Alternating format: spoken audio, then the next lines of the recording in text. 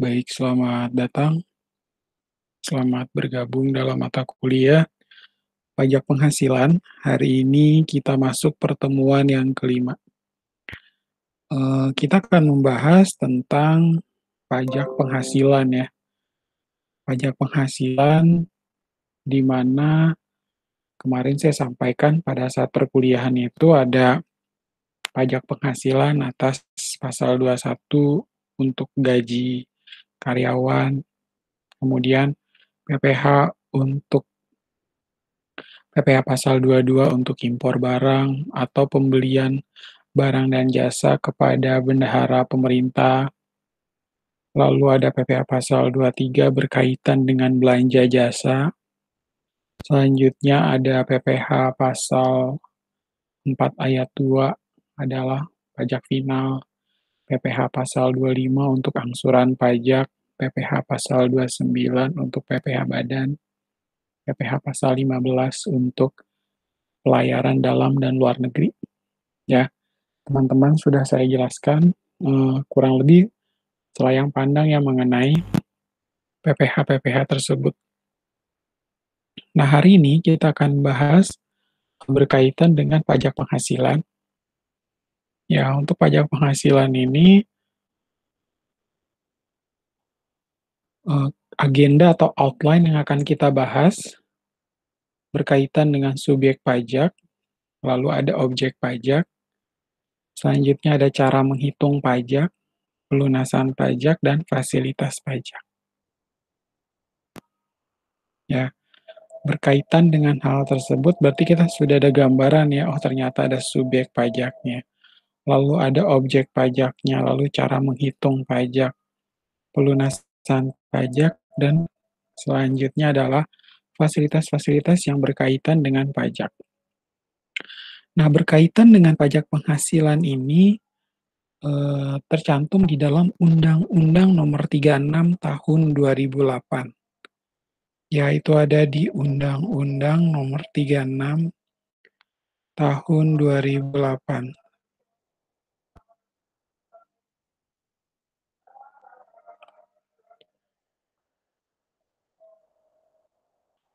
Ya, di mana undang-undang tersebut merupakan perubahan keempat dari Undang-Undang Nomor 7 Tahun 1983.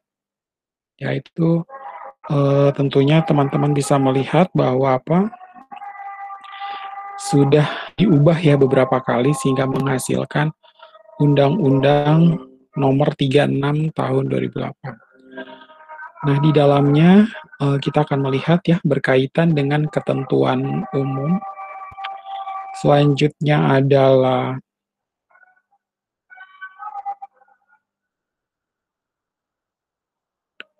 subjek pajak, lalu ada objek pajak, kemudian ada objek bukan pajak, pengurang dan bukan pengurang.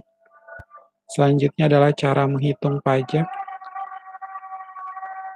lalu ada tarif struktur modal, harga transaksi, revaluasi. Ya, lalu pelunasan pajak dalam tahun berjalan ada PPh pasal 21, 22, 23, 24, 25, dan 26. Lalu ada perhitungan pajak akhir tahun PPh pasal 28, 29 ya. Dan ketentuan lain-lain peralihan dan penutup. Ya, teman-teman bisa melihat hal tersebut berkaitan dengan Undang-Undang Pajak Penghasilan Nomor 36 Tahun 2008.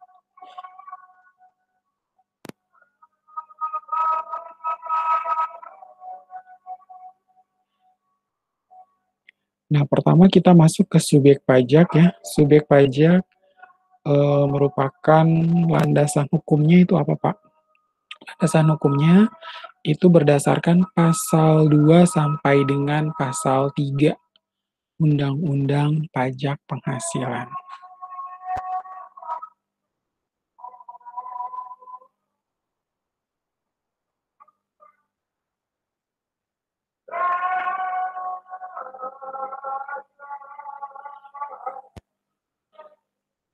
Nah, siapakah subjek dan juga objek pajak? Ya, pajak penghasilan itu dikenakan terhadap subjek pajak atas penghasilan yang diterima atau diperolehnya dalam tahun pajak. Ya, jadi subjek itu melekat kepada orangnya ya. Siapa nih yang menerima?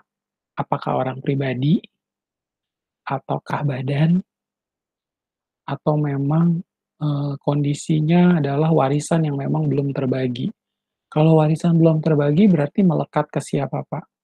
Ya, tentunya kita ingin melihat hal tersebut ya, berkaitan dengan subjek pajak atas penghasilan yang diterima atau diperolehnya dalam tahun pajak. Karena berkaitan dengan apa? Melekat kepada orang yang bersangkutan atau entitas yang bersangkutan. Nah, PPh dapat dikenakan atas bagian tahun pajak jika kewajiban subjektif mulai dari bagian tahun pajak. Ya, bagian tahun pajak berarti apa, Pak? Bagian tahun pajak misalnya ada di tahun 2020, mulai dari Januari sampai Desember ya, berarti itu adalah bagian tahun pajak 2020. Kalau dia terima penghasilan, Pak, di bulan Oktober, November, Desember 2020 ya, berarti bagian tahun pajaknya adalah penghasilan yang dia terima dari Oktober, November, Desember, ya. Nah, kita kan bisa menilai ya, apabila si misalnya nih, ada karyawan, ya karyawannya itu baru pindah, ya katakanlah karyawan tersebut baru pindah dan kemudian si karyawan ini masuk di bulan Maret 2020. Karena dia masuk di tahun 2020, maka kewajiban subjektifnya tetap dianggap mulai Januari 2020. Ya, karena dia dikenakan pajak atas bagian tahun pajaknya adalah 2020. Kebetulan dia baru pindah di perusahaan tersebut, di-hire sebagai seorang karyawan Maret 2020. Nah, kewajiban subjektifnya itu mulai dari awal tahun pajak. Ya, teman-teman bisa melihat ya, bisa memahami kondisi demikian. Lalu, tahun pajak adalah tahun takwim. Ya, tahun pajak ini merupakan tahun takwim. Ya, tahun takwim itu mulai berdurasi 12 bulan. Dia mulai dari Januari sampai dengan Desember. Seperti itu. Nah, selanjutnya berkaitan dengan hal ini ya, tahun pajak adalah tahun takwim jika tahun buku tidak sama. Dapat menggunakan tahun buku asalkan berdurasi 12 bulan. Ya, tahun buku ini adalah tahun takwim. Jika tahun buku tidak sama, dapat menggunakan tahun buku asalkan berdurasi 12 bulan. Kalau kita di Indonesia, durasinya dari Januari sampai Desember ya, hitungannya. Tapi belum tentu sama dengan negara-negara tetangga atau di Amerika atau di Eropa. Ada kalanya mereka mulai Maret ketemu Maret tahun berikutnya, atau Juli ketemu Juli lagi tahun berikutnya ya. Tapi tetap berdurasi selama 12 bulan. Hanya eh, tutup bukunya itu berbeda dengan negara kita. Ya, maksudnya demikian. Nah, kita lanjutkan. Dasar hukum berkaitan dengan pajak penghasilan yang paling tinggi ya, regulasi tertinggi adalah Undang-Undang Nomor 36 Tahun 2008. Ya, itu adalah eh, yang paling tinggi. Undang-Undang Nomor 36 Tahun 2008 tentang perubahan keempat atas Undang-Undang Nomor 7 Tahun 83 tentang pajak penghasilan. Ya, lalu di bawah undang-undang ini ada peraturan pemerintah, lalu ada keputusan presiden, ya, peraturan dan keputusan Menteri Keuangan, PMK dan keputusan Menteri Keuangan. Lalu ada peraturan, keputusan, dan surat edaran Dirjen Pajak. Ya, jadi kalau teman-teman lihat di sini ya, hierarkinya undang-undang itu paling tinggi. Sebenarnya di atas Undang-Undang Nomor 36 ini ada lagi namanya Undang-Undang Dasar.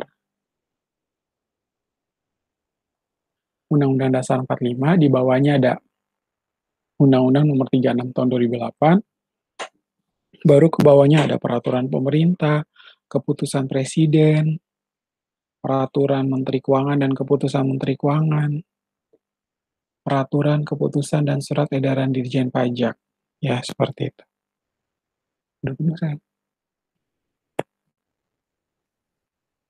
Nah, kita lanjutkan. Nah, ini subjek pajak ya. Berdasarkan pasal 2 ayat 1 dan 1A ya, Undang-Undang Nomor 36 Tahun 2008, satu adalah orang pribadi.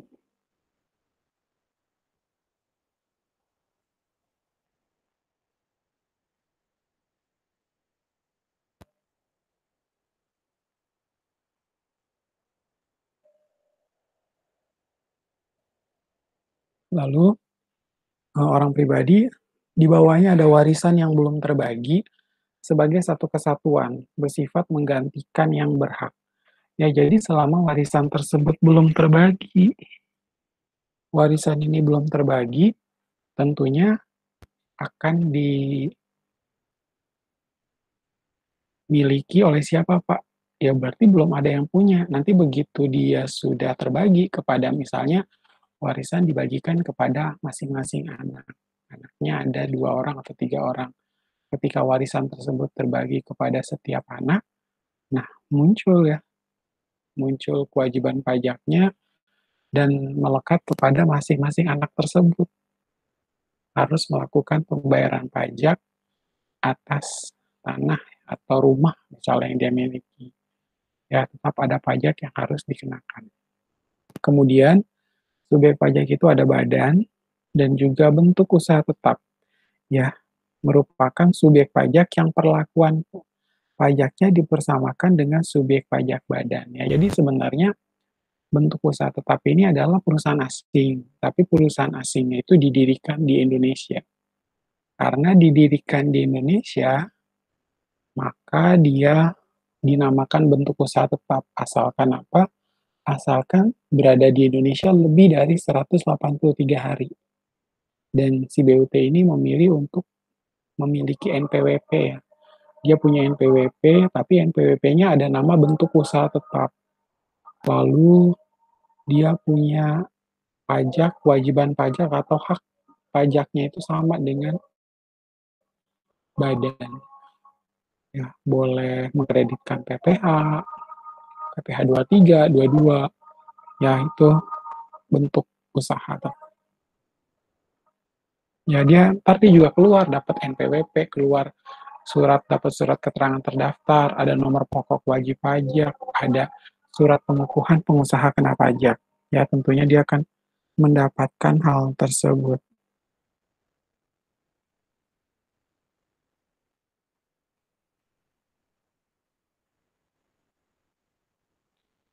Ya, kita lanjut. Nah, subjek pajak ini terbagi atas dua ya. Menurut pasal 2 ayat 2 ada subjek pajak dalam negeri dan ada subjek pajak luar negeri. Ya, subjek pajak dalam negeri berarti apa, Pak? Berarti setiap warga negara yang memang lahir, tinggal, berada di Indonesia, ya dia dinamakan sebagai subjek pajak dalam negeri. Tapi kalau dikatakan sebagai subjek pajak luar negeri, berarti apa? Dia lahir, dia bukan warga negara Indonesia, tapi tiba-tiba dia datang ke Indonesia karena sebagai tenaga ahli, ya atau katakanlah dia sebagai tenaga pengajar atau dosen di universitas eh, negeri atau universitas atau di UPH, ya. Jadi merupakan subjek pajak luar negeri atau warga negara asing yang mana stay di Indonesia itu bisa jadi kurang dari 183 hari atau lebih daripada 183 hari. Ya, seperti itu.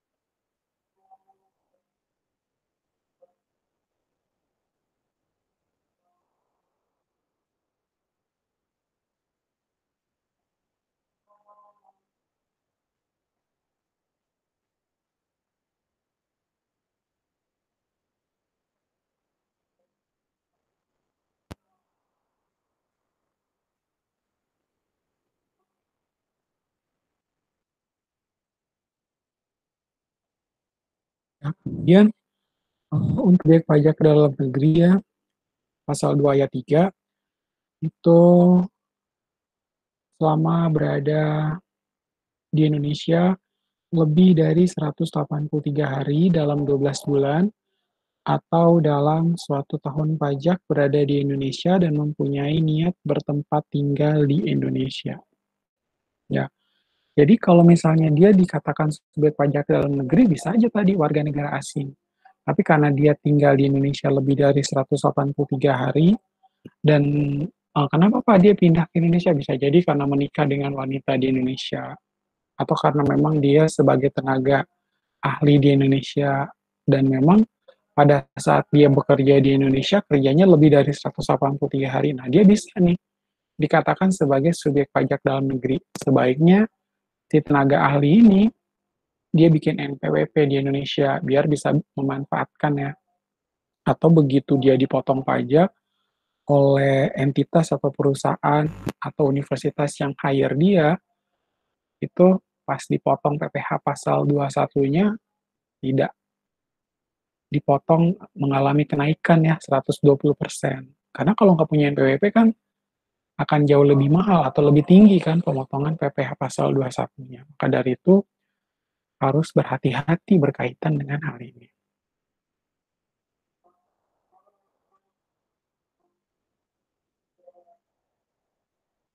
Ya, kemudian kita lanjutkan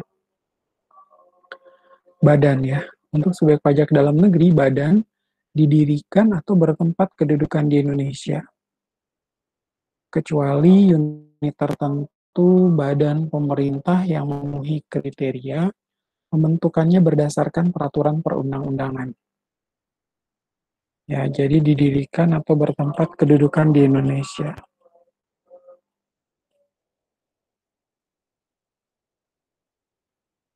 Ya, tapi ada pengecualian ya, unit tertentu badan pemerintahan yang memenuhi kriteria pembentukannya berdasarkan peraturan undangan, lalu untuk pembiayaan bersumber pada APBN atau APBD, penerimaannya dimasukkan dalam APBN atau APBD, lalu pembukuannya diperiksa oleh aparat pengawasan fungsional negara ya. Tentu teman-teman bisa melihat hal tersebut.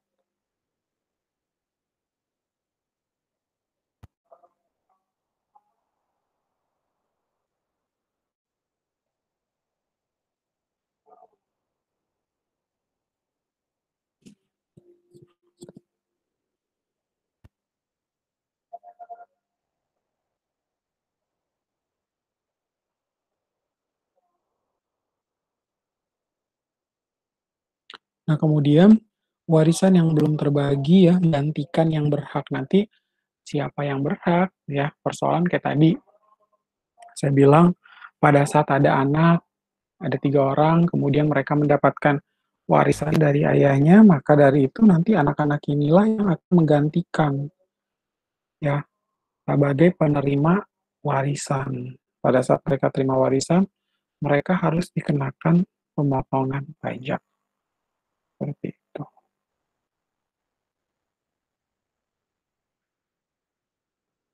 Nah, lanjut subjek pajak luar negeri ya berdasarkan pasal 2 ayat 4. Ya, untuk pasal 2 ayat 4, orang pribadi yang tidak bertempat tinggal di Indonesia atau berada di Indonesia tidak lebih dari 183 hari dalam 12 bulan. Ya, kalau misalnya memang dia nggak bertempat tinggal di Indonesia, atau berada di Indonesia itu memang tidak lebih dari 183 hari dalam 12 bulan. Ya, tentunya kita harus melihat apa, oh berarti dia karena nggak berada di Indonesia, tidak lebih dari 183 hari, dia sebagai subjek pajak luar negeri. Nah ini yang harus dikenakan adalah PPh pasal 26, tarifnya 20%. Beda kalau subjek pajak dalam negeri, dia dikenakan tarif progresif pasal 17, ya, yang 5%, 15, 25, 30% ya, sesuai dengan rentang penghasilan yang diperoleh tersebut dalam 1 tahun. Ya, lalu subjek pajak luar negeri yang kedua ada badan yang tidak didirikan dan tidak bertempat kedudukan di Indonesia, di mana menjalankan usaha atau kegiatan melalui BUT di Indonesia, lalu menerima atau memperoleh penghasilan dari Indonesia, bukan dari menjalankan usaha atau kegiatan melalui BUT di Indonesia. Ya, seperti itu.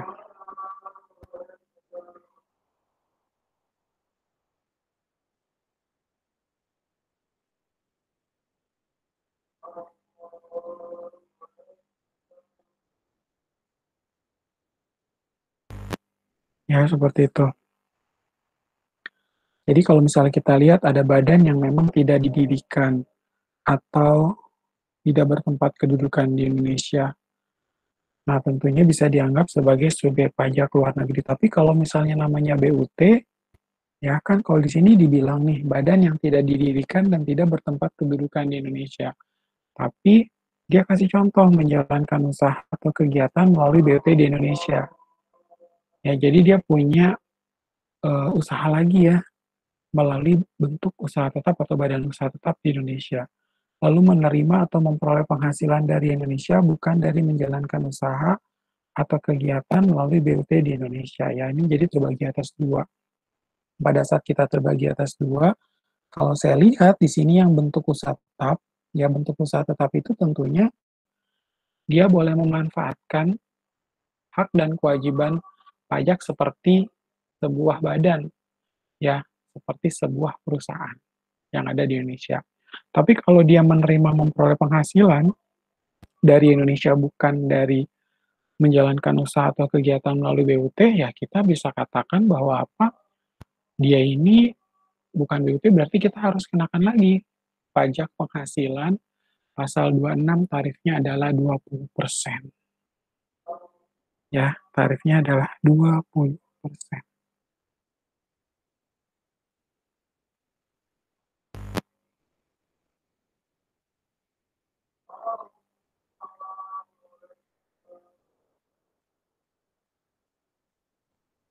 Ya, tentunya teman-teman bisa melihat itu.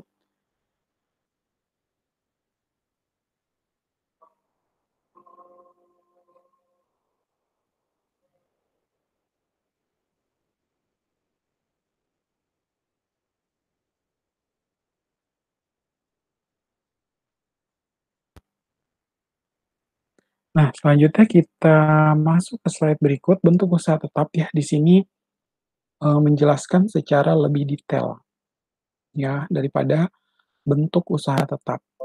Nah, bentuk usaha tetap pasal 2 ayat 5 bentuk usaha yang dipergunakan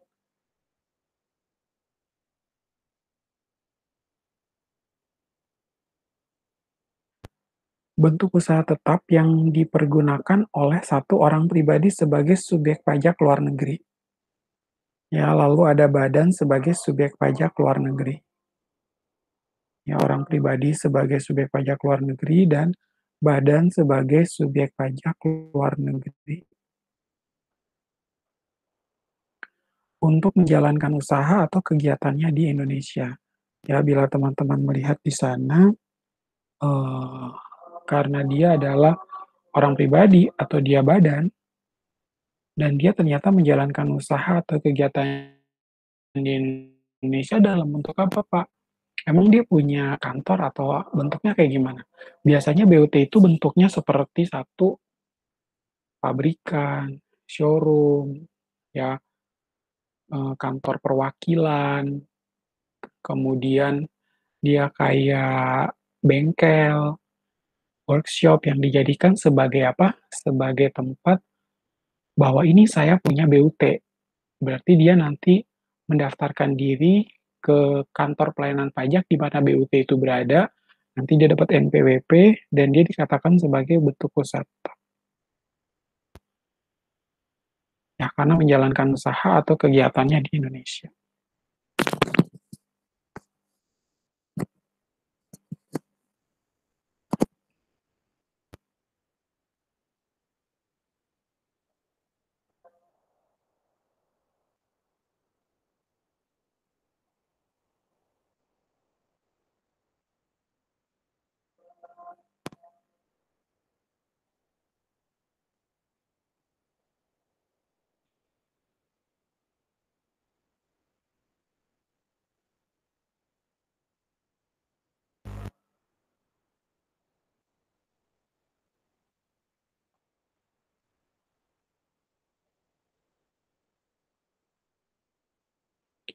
Nah, kemudian kita lanjutkan bentuk usaha tetap. Nah, ini adalah bentuk usaha tetap ya, jenis-jenis daripada bentuk usaha tetap. Satu ya, ada tempat kedudukan, lalu ada cabang perusahaan, kemudian ada kantor perwakilan, lalu gedung kantor, pabrik, bengkel, gudang, ruang untuk promosi dan penjualan, pertambangan dan penggalian sumber alam, wilayah kerja, pertambangan minyak dan gas bumi, perikanan, peternakan, pertanian, perkebunan atau kehutanan, proyek konstruksi, instalasi, atau proyek perakitan. Lalu ada pemberian jasa sepanjang dilakukan lebih dari 60 hari dalam jangka waktu 12 bulan. Lalu orang atau badan selaku agen yang kedudukannya tidak bebas, lalu agen atau pegawai dari perusahaan asuransi yang tidak didirikan dan berkedudukan di Indonesia yang menerima premi asuransi atau menanggung resiko di Indonesia dan komputer, agen elektrik atau peralatan otomatis yang dimiliki, disewa atau digunakan oleh penyelenggara. Transaksi elektronik untuk menjalankan kegiatan usaha melalui internet. Ya, bila teman-teman melihat hal tersebut.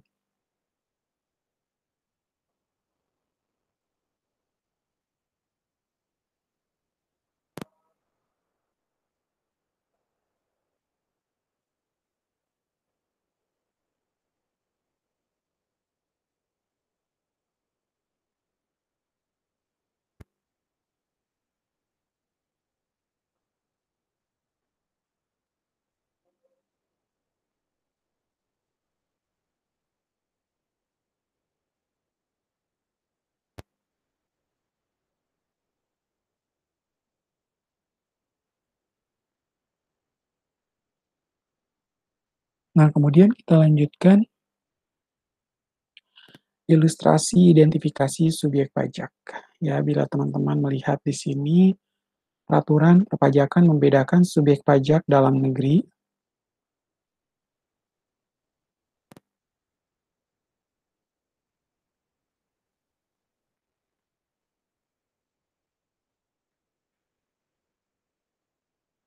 ya peraturan perpajakan membedakan subjek pajak dalam negeri, subjek pajak luar negeri atau SPLN, dan bukan subjek pajak.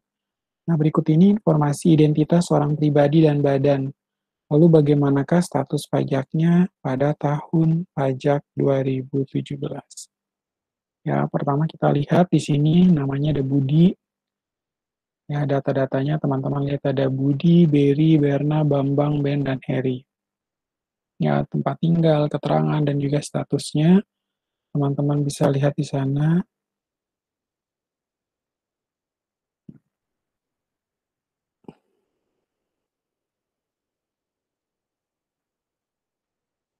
Lalu untuk PT-nya ya, ada PT Biang Lala, PT Biara, PT Buana, Bart Co, and Bas Co. Ya, dengan status masing-masing, teman-teman bisa lihat di sana ada subjek pajak dalam negeri, kemudian SPDN BUT, lalu ada SPDN Badan, lalu ada ada subjek pajak luar negeri.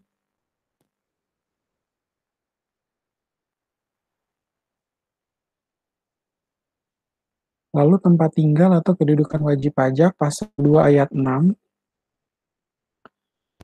tempat tinggal orang pribadi, tempat kedudukan badan ditetapkan oleh Dirjen Pajak menurut keadaan yang sebenarnya.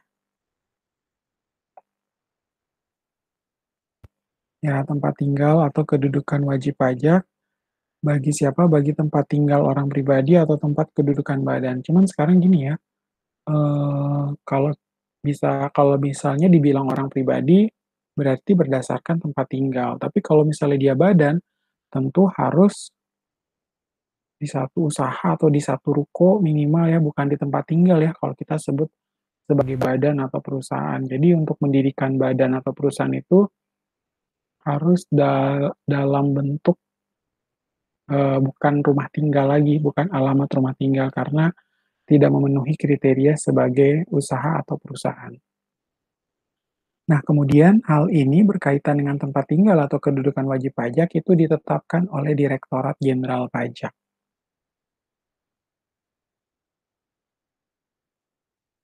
Dan menurut keadaan atau kondisi yang sebenarnya. Lalu Pak, kapan saat mulai dan akhir kewajiban subjektif? Ya, pasal 2A ayat 1, 2, 3, 4, dan 5, subjek pajak dalam negeri, orang pribadi mulai saat dilahirkan, saat berada atau berniat tinggal di Indonesia, ya, dan berakhirnya saat meninggalkan Indonesia untuk selama-lamanya, yaitu bagi orang pribadi ya, kalau dibilang mulai, oh ternyata pada saat dia dilahirkan, atau dia berada, atau memang berniat tinggal di Indonesia. Dan berakhir saat meninggalkan Indonesia untuk selama-lamanya. Kemudian untuk badan, mulai saat didirikan atau berkedudukan di Indonesia. Ya, pada saat didirikan di Indonesia, atau mulai berkedudukan di Indonesia itu, dia sudah dianggap sebagai subjek pajak dalam negeri.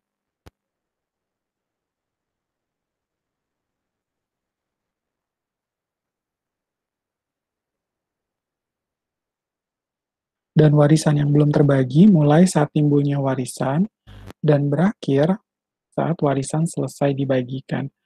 Karena begitu warisan ini selesai dibagikan, maka melekat kepada si penerima warisan tersebut. Ya, lalu kita masuk lagi untuk subjek pajak luar negeri.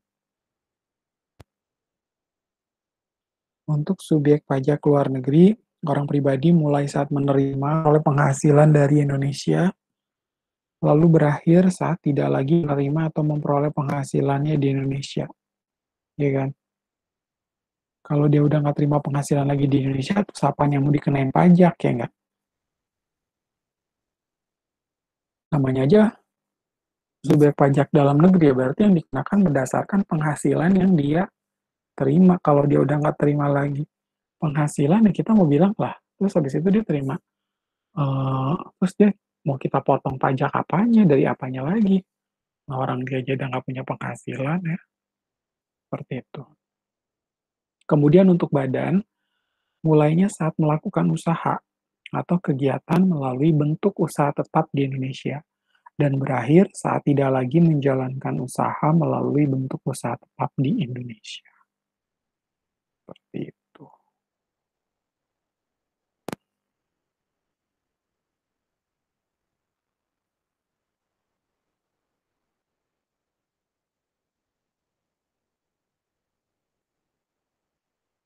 Ya, untuk kewajiban pajak subjektif itu ada di pasal 2A ayat 6.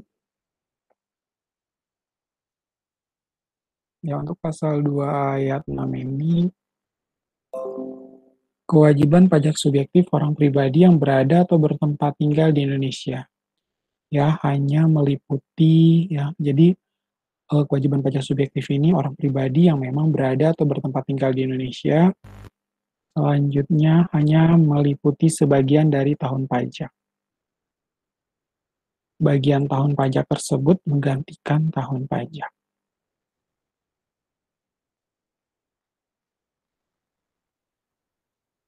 Kita lanjutkan. Nah, yang tidak termasuk subjek pajak, ya, bila teman-teman lihat di sana, satu ada kantor perwakilan negara asing, ya, itu tidak termasuk subjek pajak.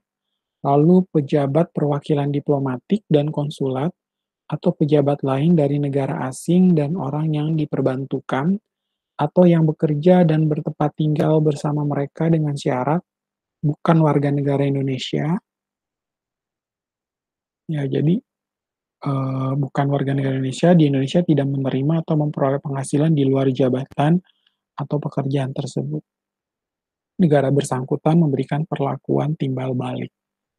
Ya, jadi maksudnya gini ya, semua yang namanya atase, mereka yang bekerja di kedutaan besar, lalu mereka karena bekerja di dubes atau sebagai atase, ya berarti perwakilan diplomatik dari negara-negara lain di Indonesia. Berarti mereka warga negara asing dong. Selama mereka bekerja sebagai duta besar dan yang tadi saya sampaikan, mereka tidak dikenakan pajak penghasilan. Tapi begitu mereka ternyata punya penghasilan lain atau penghasilan tambahan, nah maka dari itu penghasilan tambahan itu harus dipotong pajak. Ya, jadi kalau yang namanya dia ini hanya sebagai dubes atau sebagai atase perwakilan diplomatik, dia tidak dikenakan pajak atau bukan merupakan subjek pajak.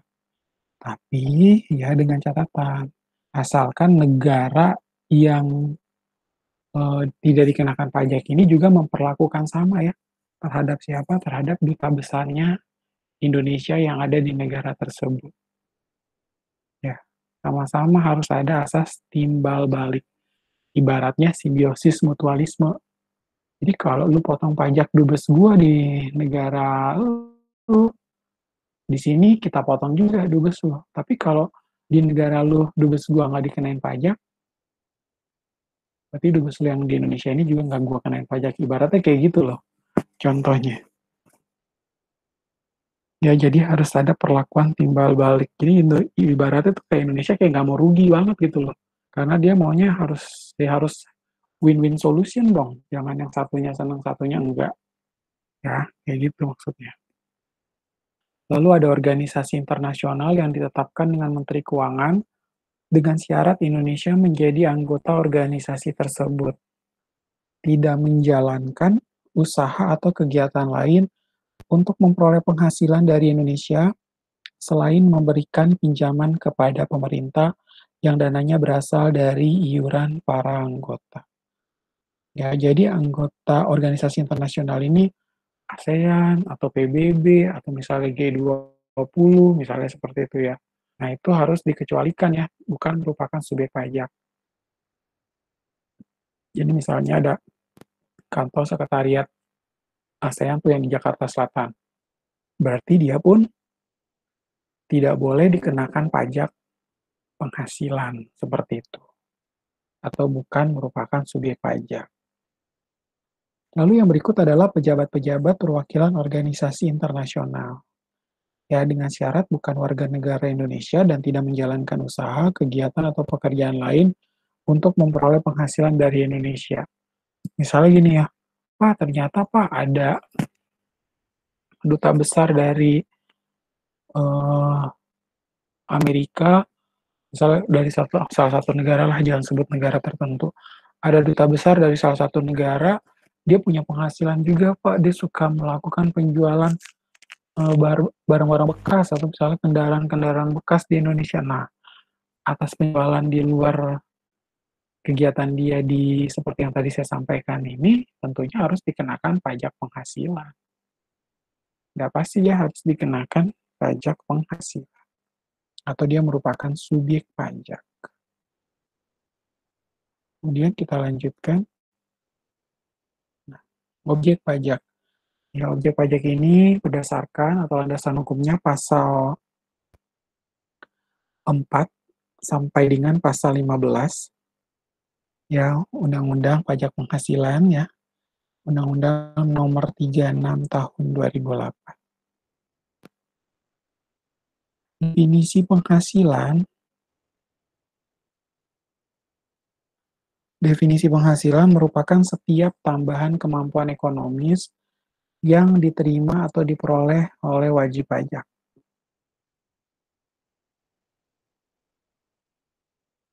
Ya, jadi merupakan setiap tambahan kemampuan ekonomis yang memang diterima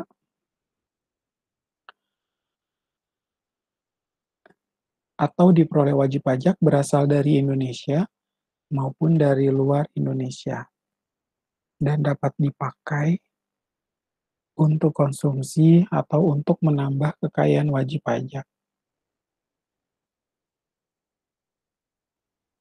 Ya, dapat berasal dari Indonesia maupun dari luar Indonesia, yang mana memang dapat dipakai untuk konsumsi atau untuk menambah kekayaan wajib pajak, dengan nama dan dalam bentuk apapun. Lalu klasifikasi umum penghasilan ya, di sini teman-teman bisa lihat ya. Jadi setiap kemampuan tambahan ekonomis itu dengan nama dan dalam bentuk apapun.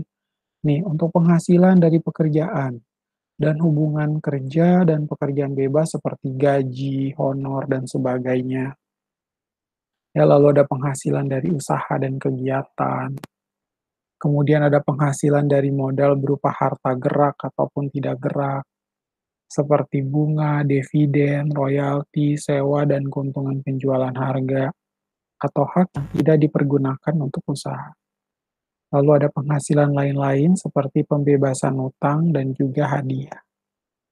Ya, itu bila teman-teman melihatnya, tentu bisa melihat hal tersebut.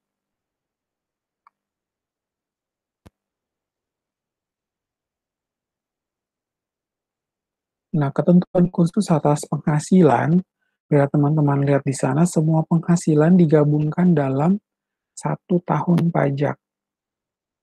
Ya, semua penghasilan itu kalau misalnya kita mau hitung tahun 2020 ya berarti seluruh penghasilan yang memang terjadi di tahun 2020. Jika menderita kerugian dikompensasikan dengan penghasilan lain, kecuali kerugian dari luar negeri. Ya. Nah, untuk penghasilan dikenakan final atau dikecualikan dari objek pajak tidak boleh digabungkan. Seperti itu. Jadi untuk penghasilan yang memang dikenakan final atau dikecualikan dari objek pajak itu tidak boleh digabungkan.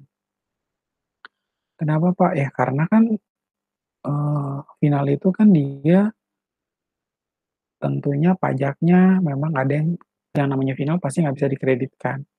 Lalu kita juga harus hati-hati ya, supaya jangan apa, pada saat memasukkan ini sebagai penghasilan. Misalnya Pak, penghasilan atas bunga deposito. Kan itu nggak bisa dimasukkan sebagai penghasilan utama atau penghasilan operasi. Kan penghasilan atas bunga deposito adalah penghasilan di luar operasi. Jadi dia kalau masuk di laporan laba rugi bukan dimasuk komponen utama, bukan masuk ke dalam penghasilan operasi utama, tapi penghasilan di luar operasi. Nah, seperti itu. Nah, kemudian kita lanjutkan dengan objek pajak. Ya, objek pajak penggantian atau imbalan berkenan dengan pekerjaan atau jasa yang diterima atau diperoleh termasuk apa?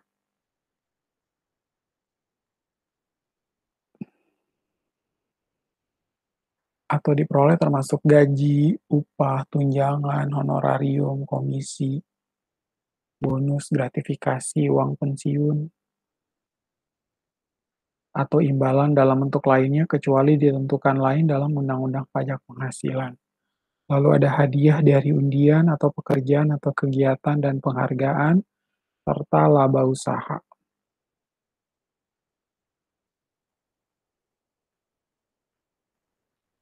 Lalu masih masuk dalam objek pajak ada hadiah dari undian atau pekerjaan atau kegiatan dan penghargaan, kemudian ada laba usaha. Selanjutnya keuntungan karena penjualan atau karena pengalihan harta. Ya, keuntungan karena penjualan atau karena pengalihan harta.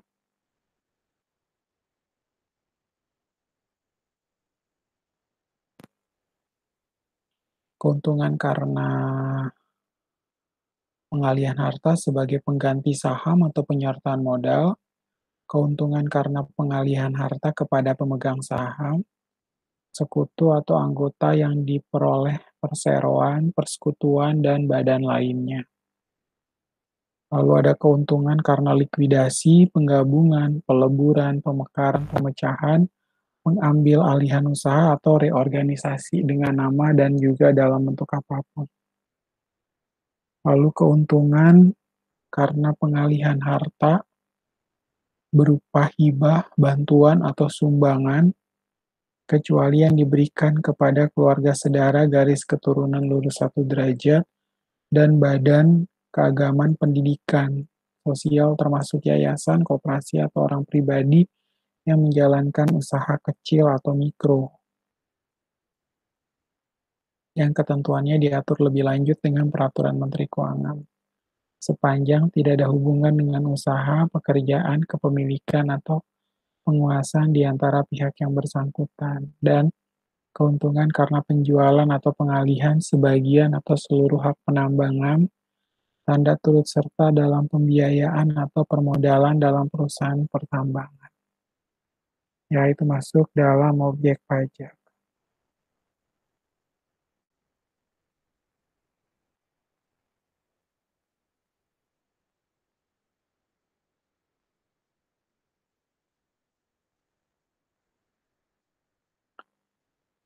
Lalu masih dalam kaitan dengan objek pajak, keuntungan selisih kurs mata uang asing, ada selisih lebih karena penilaian kembali aktiva, premi asuransi, iuran yang diterima atau diperoleh perkumpulan dari anggotanya yang terdiri dari wajib pajak yang menjalankan usaha atau pekerjaan bebas.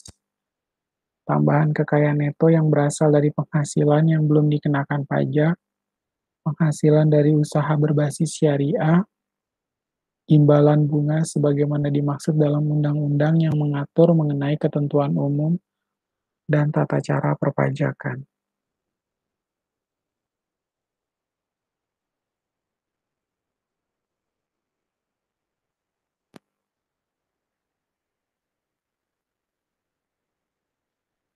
Ya, selanjutnya ada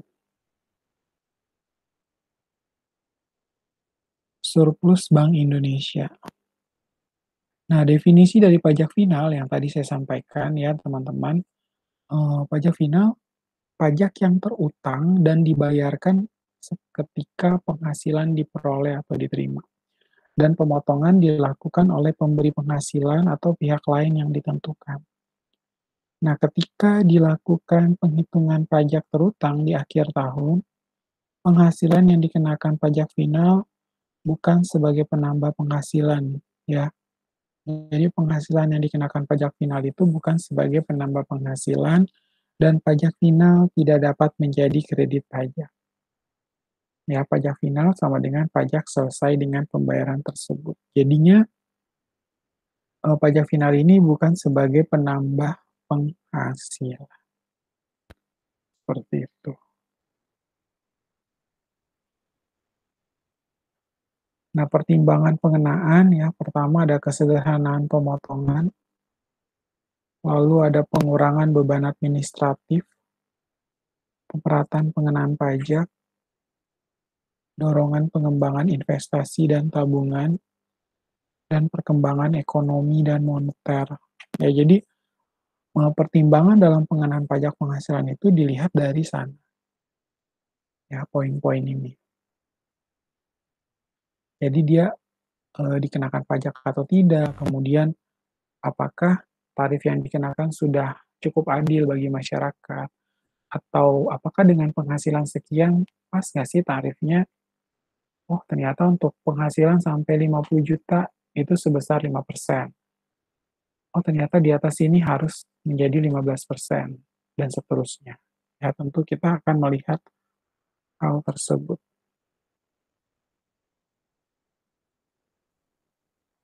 Nah, kemudian kita lanjutkan objek pajak yang dikenai pajak final. Ya, jadi teman-teman bisa melihat ya, oh ternyata objek pajak inilah yang dikenakan pajak final.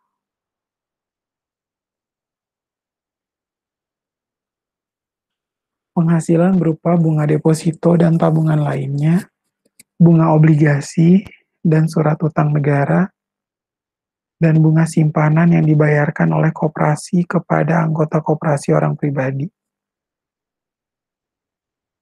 Lalu penghasilan berupa hadiah undian, penghasilan dari transaksi saham dan sekuritas lainnya, transaksi derivatif yang diperdagangkan di bursa, dan transaksi penjualan saham atau pengalihan penyertaan modal pada perusahaan pasangannya yang diterima oleh perusahaan modal Ventura.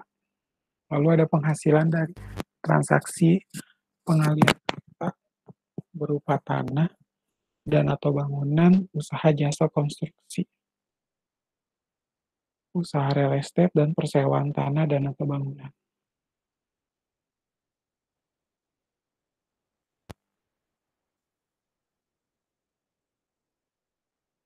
Dan penghasilan tertentu lainnya yang diatur dengan atau berdasarkan peraturan pemerintah.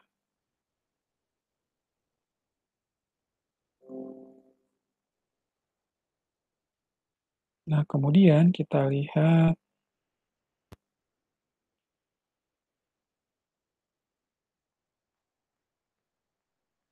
peraturan pelaksana pajak final, teman-teman bisa lihat ya. Oh, berkaitan dengan penghasilan dari transaksi penjualan saham di Bursa Efek.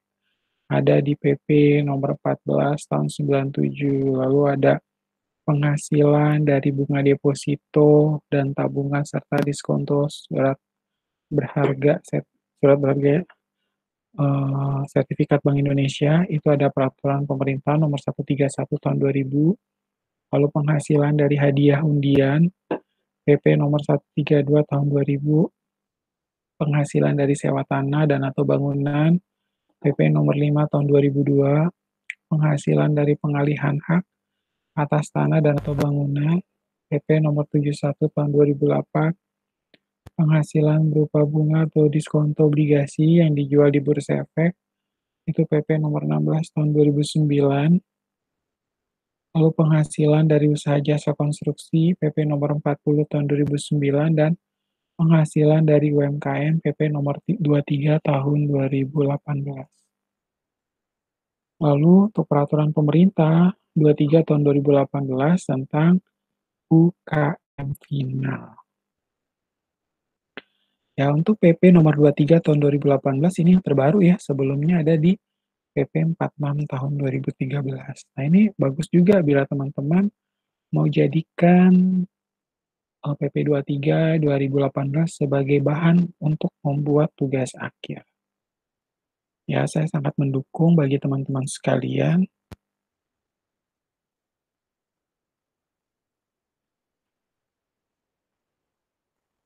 Ya, bagi teman-teman sekalian untuk apa? Untuk melakukan eh, riset penelitian berkaitan dengan hal ini. Nah, peredaran bruto tertentu adalah penghasilan dari usaha yang diterima atau diperoleh wajib pajak dengan peredaran bruto atau omset yang tidak melebihi 4,8 M dalam 1 tahun pajak.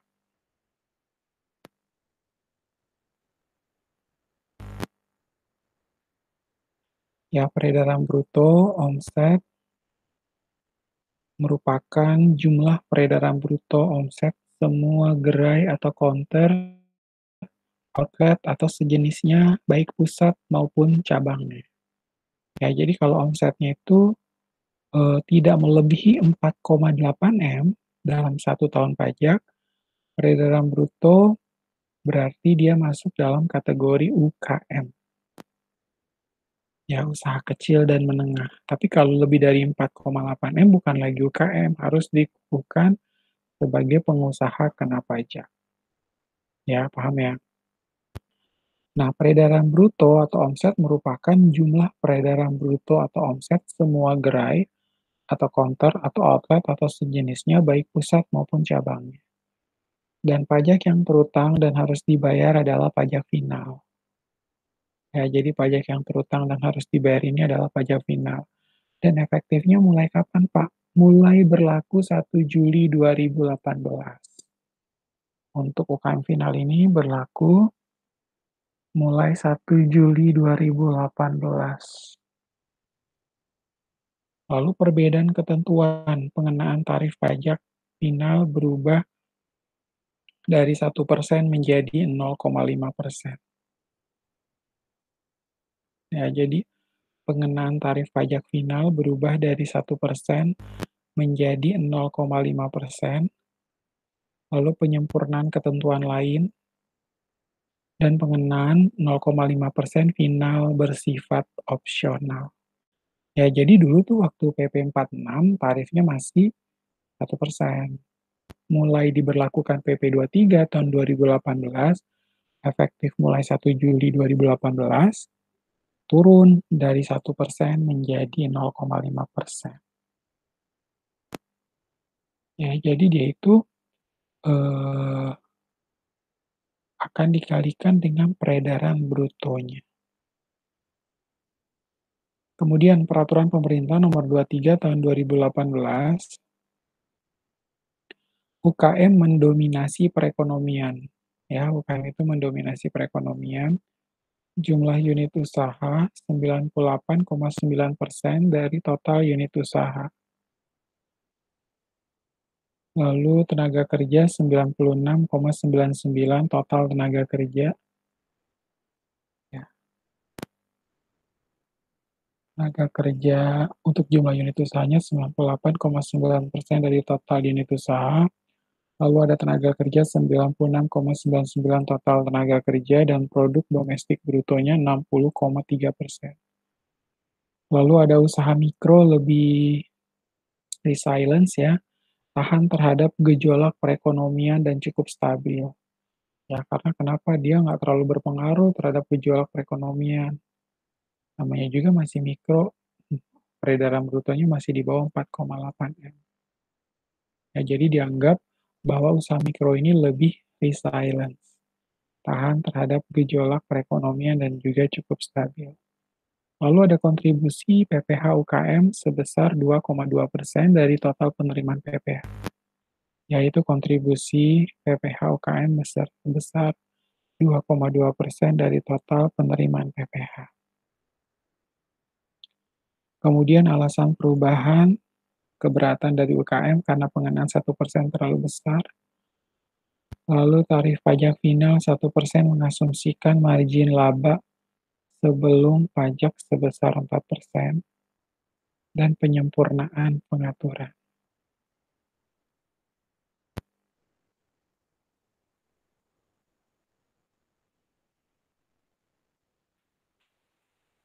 Ya, seperti itu. Lalu masih di PP 23 tahun 2018 ya, pemerintah menetapkan tarif PPh final menjadi 0,5% itu bersifat opsional.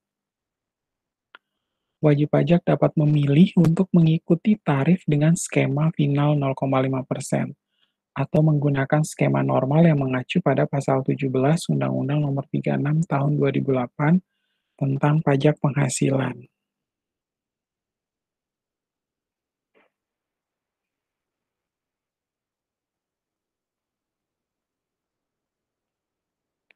Nah, kemudian sifat opsional ini memberikan keuntungan bagi wajib pajak karena apa? Pembukuan dengan karena bagi wajib pajak pribadi dan badan yang belum dapat menyelenggarakan pembukuan dengan tertib, penerapan PPh final 0,5% memberikan kemudahan bagi mereka untuk melaksanakan kewajiban perpajakan. Sebab perhitungan pajak menjadi lebih sederhana, ya, yakni 0,5% dari peredaran bruto atau omset. Lalu penerapan PPh finalnya memiliki konsekuensi, yakni wajib pajak tetap harus membayar pajak meski dalam keadaan rugi. Ya, jadi penerapan PPh final ini tentunya akan memiliki konsekuensi, yakni WP tersebut tetap harus membayar pajak meski dalam keadaan rugi. Lalu WP badan yang telah melakukan pembukuan dengan baik dapat memilih untuk dikenai pajak penghasilan berdasarkan pasal 17 Undang-Undang Nomor 36. Ya, konsekuensinya perhitungan tarif PPh akan mengacu pada lapisan penghasilan kena pajak. Selain itu, WP juga terbebas dari PPh bila mengalami kerugian fiskal.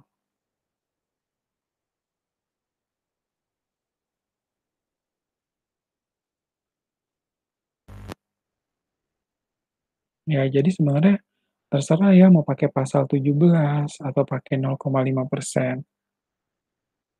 Ya, karena menurut saya itu kembali lagi kepada kebutuhan daripada, eee, mane kebutuhan daripada manajer, kebutuhan daripada perusahaan yang bersangkutan. Ya, seperti itu. Ya, karena kalau misalnya kita pilih yang pasal 17, kan dia 5% dikali dengan rentang penghasilan yang tadi saya sampaikan, dan seterusnya. Itu sebenarnya saya juga menganggap bahwa penggunaan tarif progresif pasal 17 sebenarnya jauh lebih menguntungkan. Karena kenapa? Kalau kita pakai yang 0,5%, dalam kondisi rugi, ya kita tetap harus punya konsekuensi untuk melakukan pembayaran pajak yang menurut saya it's not fair sih. Lebih baik kita gunakan yang PPh pasal 17, jadi jauh lebih aman, ya seperti itu. Cuman kalau kita pakai yang tarif PPh final 0,5% memang mudah sih untuk melaksanakan kewajiban pajak, karena kita cuma caranya 0,5% dikali dengan peredaran brutonya aja kan, nggak ribet cara ngitungnya. Nah, pengenaan tarif PPh final 0,5% mempunyai batas waktu. Ya, kebijakan terbaru tentang PPh final 0,5% punya grace period alias batasan waktu. Oh, pakai batasan juga ya Pak? Tentu ya, harus menggunakan batasan waktu. Batasan waktu yang diberikan pemerintah bagi WP yang ingin memanfaatkan tarif PPh final 0,5% adalah 7 tahun pajak untuk WP orang pribadi, 4 tahun pajak untuk WP badan berbentuk koperasi, CV atau firma, dan 3 tahun pajak bagi WP badan berbentuk perseroan terbatas. Ya, jadi ada pilihan batas waktu yang diberikan pemerintah bagi WP yang ingin memanfaatkan tarif PPh final 0,5%. 7 tahun untuk WP orang pribadi,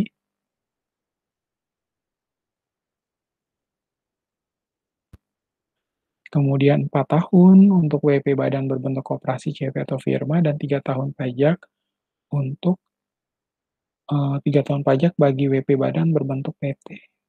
Nah, setelah batas waktu tersebut berakhir, wajib pajak akan kembali menggunakan skema normal, seperti diatur oleh Pasal 17 Undang-Undang Nomor 36. Ya, tentunya kita bisa melihat bahwa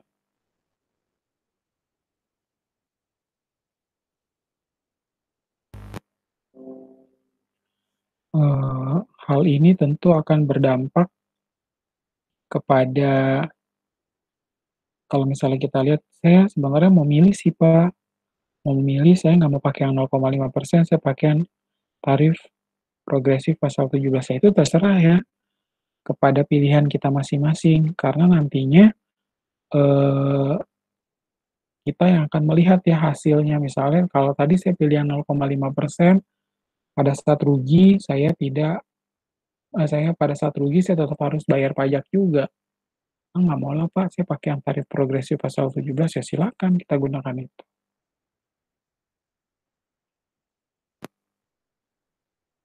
Ya jadi tentunya pada saat mereka sudah memilih, ya di sini ada ketentuan. Setelah batas waktu tersebut berakhir, WP akan kembali menggunakan skema normal seperti diatur oleh Pasal 17 Undang-Undang Nomor 36. Nah, hal ini ditujukan untuk mendorong WP menyelenggarakan pembukuan dan juga pengembangan usaha. Nah, selanjutnya WP dikenal yang dikenai PPh final berpenghasilan di bawah 4,8 M. Ya, untuk WP yang dikenai PPh final berpenghasilan di bawah 4,8 M, ambang batas penghasilan wajib pajak yang dikenai PPh final tidak berubah, yakni senilai 4,8 M. Batasan nilai tersebut secara eksplisit menargetkan usaha mikro kecil dan menengah (UMKM) sebagai target pajak. Lalu pemerintah memang ingin merangkul sebanyak mungkin UMKM untuk masuk dalam sistem perpajakan. Lalu siapa yang dapat memanfaatkan PPh final 0,5%? Wajib pajak yang memiliki peredaran bruto tertentu yang dikenai PPh final 0,5%. Ya, WP tertentu yang memiliki peredaran bruto tertentu juga ya yang dikenakan PPh final 0,5% adalah WP orang pribadi, lalu ada wajib pajak badan berbentuk koperasi, CV, firma, atau PT yang memang menerima atau memperoleh penghasilan dengan peredaran bruto di bawah 4,8 M.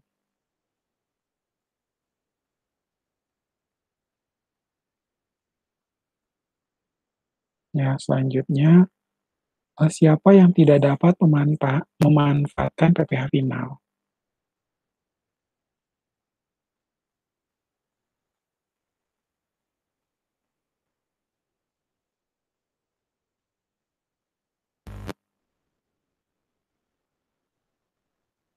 Ya, siapa aja sih Pak yang tidak dapat memanfaatkan PPh final 0,5%? Satu adalah wajib pajak orang pribadi dengan penghasilan yang diperoleh dari jasa sehubungan dengan pekerjaan bebas. Ya, ini termasuk persekutuan. Kemudian ada atau firma yang terdiri dari WP orang pribadi berkeahlian sejenis seperti firma hukum, kantor akuntan, dan lain sebagainya. Ya, ini nggak bisa memanfaatkan PPh final 0,5%. Lalu wajib pajak dengan penghasilan yang diperoleh di luar negeri yang pajaknya terutang atau telah dibayarkan di luar negeri. Lalu wajib pajak yang penghasilannya telah dikenai PPh yang bersifat final dengan ketentuan peraturan perundang-undangan perpajakan tersendiri. Dan wajib pajak dengan penghasilan yang dikecualikan sebagai objek pajak, yaitu masuk dalam kondisi seperti ini.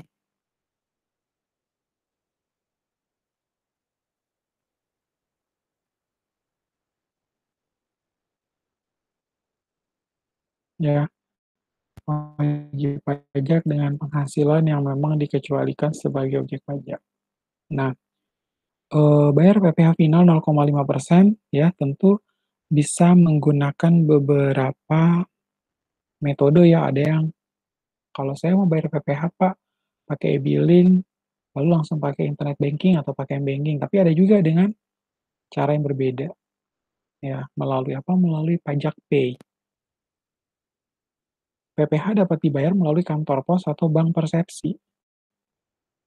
Ya, termasuk segala fasilitas yang disediakan oleh lembaga tersebut seperti ATM. Namun bagi wajib pajak yang ingin menghemat waktu dan upaya untuk membayar pajak, sekarang bisa menyetorkan pajak melalui pajak pay.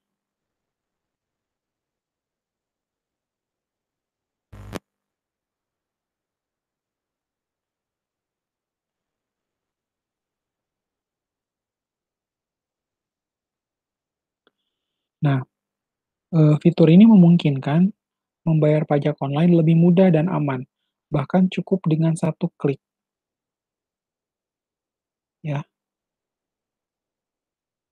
bisa dilakukan dengan satu klik.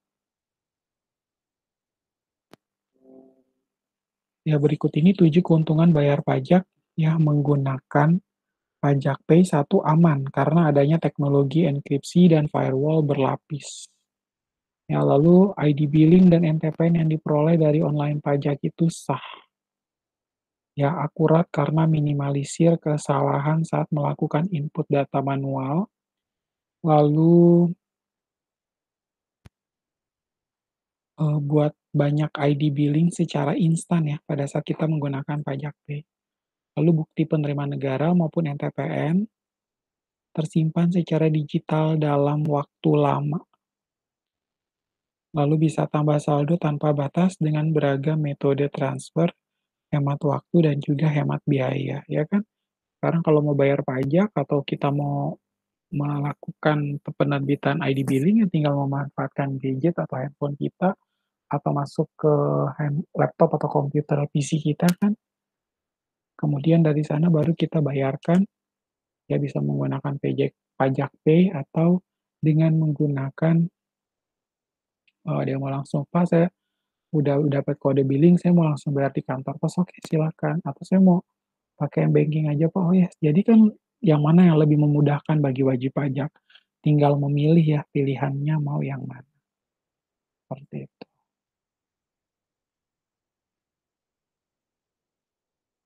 Nah, selanjutnya, jika ingin mengikuti tarif skema normal, wajib pajak perlu mengajukan diri. Jika tidak ingin berstatus sebagai wajib pajak PPh 0,5%, ya tentunya harus lebih dulu mengajukan permohonan kepada Ditjen Pajak. Selanjutnya, kita akan mendapatkan keterangan sebagai wajib pajak yang dikenai PPh yang mengacu pada Pasal 17 Undang-Undang Nomor 36 Tahun 2008 tentang pajak penghasilan. Namun, wajib pajak yang sudah memilih untuk dikenai PPh dengan skema normal tidak dapat memilih untuk dikenai PPh final 0,5%. Ya, jadi misalnya sekarang kita pakai skema normal, tarif progresif pasal 17, habis itu kita berubah. Nah, itu nggak boleh ya, tentunya nggak bisa seperti itu. Oke, baik untuk perkuliahan kita hari ini, saya cukupkan dulu sampai di sini ya. Tentunya teman-teman silahkan pelajari PPT-nya secara cermat ya. Di sini ada 99 slide, silakan dipelajari, untuk menambah wawasan. Bisa di-googling juga atau bisa masuk ke e-learning Budi Dharma untuk dipelajari berkaitan dengan materi yang sudah saya share juga ya di forum, seperti itu. Oke, baik, terima kasih, sampai ketemu minggu depan, tetap jaga kesehatan, perhatikan protokol kesehatan, gunakan masker, gunakan hand sanitizer. God bless you and Buddha bless you.